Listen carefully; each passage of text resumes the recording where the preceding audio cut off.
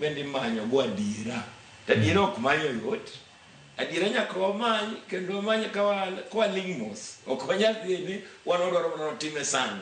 Ni ng'ane no dhi president no dhi kamano wadwaro no team project. To project midwaro no team o affect go jopiny nade. Koro ok waneka ni sani nikech sani kata kichako project an kaka Kenya ok anyalo dhi court. Tawacho ni wadwaro ni mondo do mewa orders mondo wa stop project no nyaka gik ma awacho ni court no onon mondo ka project odhiangon odhi mbele. En ni jopiny jo Kenya osechiew gimanya diera kendo gimanya diera pile ka pile to ok gidwar ni ng'at ni jasiasa moro ma wacho gimoro mitimo. Koro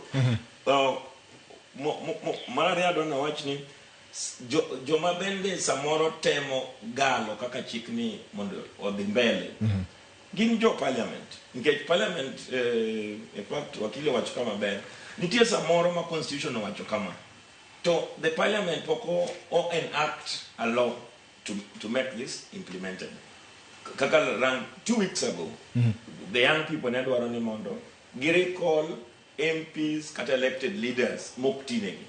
But what has happened? Any I visit pod, Girito Parliament mono enact chik, mono that recall clause can actually be effected on in law.